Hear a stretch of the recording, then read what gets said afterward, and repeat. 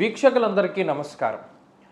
June నెల 2వ తారీఖు దేవగురువైనటువంటి బృహస్పతి కర్కాటక రాశిలోకి సంక్రమణం చేయబోతూ ఉన్నారు.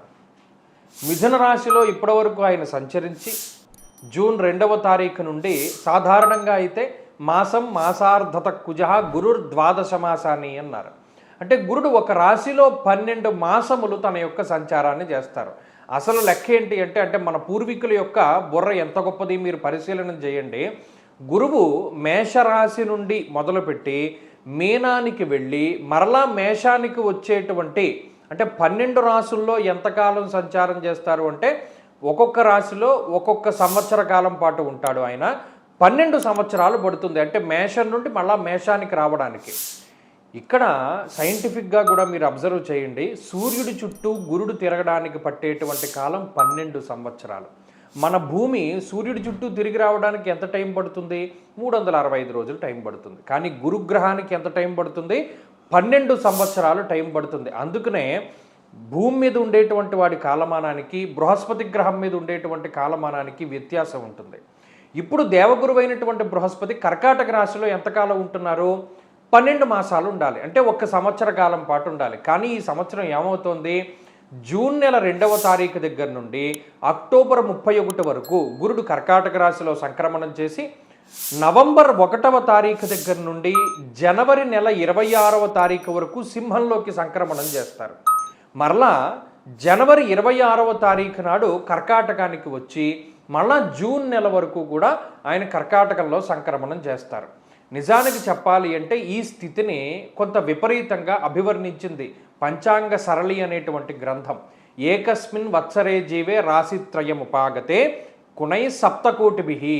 అంటే ఒకే సంవత్సరం ముందు గురుడు 3 రాశుల్లో సంచరిస్తూ ఉంటే దానివల్ల ఈ భూమండలం మీద 7 కోట్ల పీనుగులు లేచును అనేటువంటి విషయం పంచాంగ సరళి అనేటువంటి గ్రంథంలో చెప్పారు.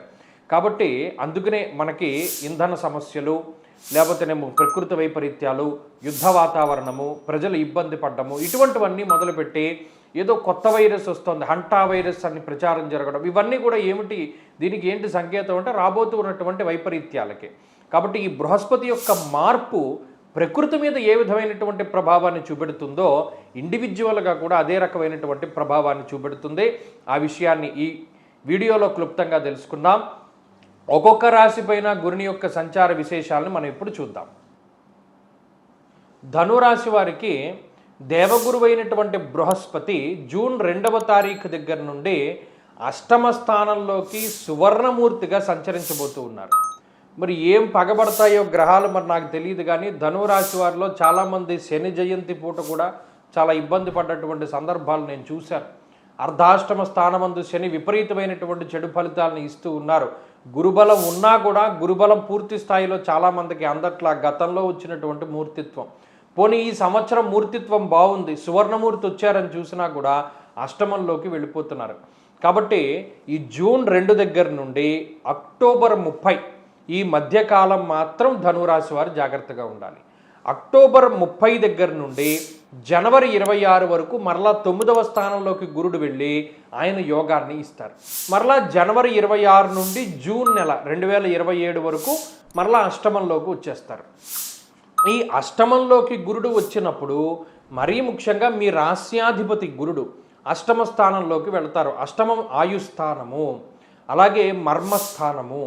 మరీ ముఖ్యంగా అతి రహస్యమైనటువంటి విషయాలు మన జీవితంలో ఏవైతే ఉంటాయో అవి బట్టబలైపోయేటువంటి ప్రమాదం ఉంటుంది. ఎవడో ఒకటి చెప్పేస్తాడు, లేదా ఎవరికైనా కనబడుతుంది, ఏదైనా విషయం తెలుస్తూ ఉంటుంది, ఇంటి గుట్టు తెలిసిపోతూ ఉంటుంది. చోర అగ్ని నృప భీతిశ్చ గాత్ర గాంభీర్య నాశనం. అష్టమంలో ఉండేటువంటి గురుడు మనిషిని సైలెంట్ చేసేస్తాడు. అప్పటి వరకు చాలా గంభీరంగా తిరిగినటువంటి వ్యక్తి చాలా సైలెంట్ అయిపోతాడు. గాత్ర గాంభీర్య నాశనం, ఎవరితోనూ మాట్లాడాలి అని కూడా అనిపించదు.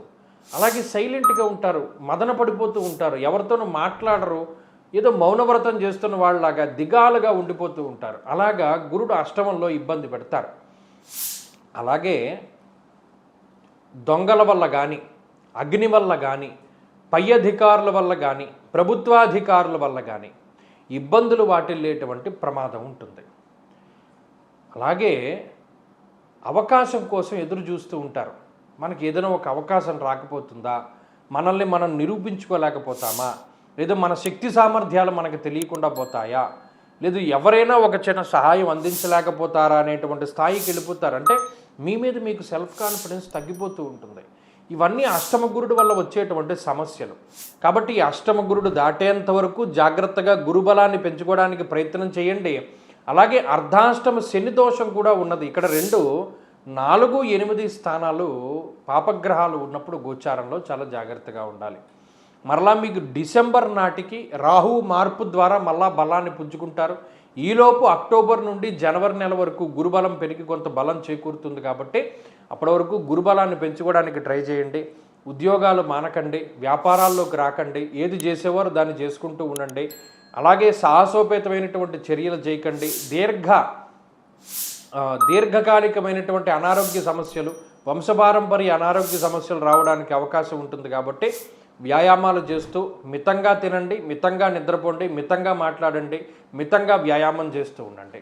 గురుబలాన్ని పెంచుకోవడానికి గురువారం నాడు ప్రత్యేకించి శనగలు, శనగపప్పు, పసుపు రంగు పళ్ళు, స్వీట్లు, పువ్వులు ఇటువంటివి ఏమైనా దానం చేస్తూ ఉండండి. అలాగే శనగలు కానీ శనగపప్పు కానీ దానం చేస్తూ ఉండండి. ప్రత్యేకించి దక్షిణామూర్తి స్తోత్రాన్ని ప్రతిరోజు చదువుకోండి. దత్తాత్రేయ స్వామివారి యొక్క ఆరాధన చేయండి. దత్తక్షేత్ర దర్శనం చేయండి. మంచి ఫలితాలు సంప్రాప్తమవుతాయి.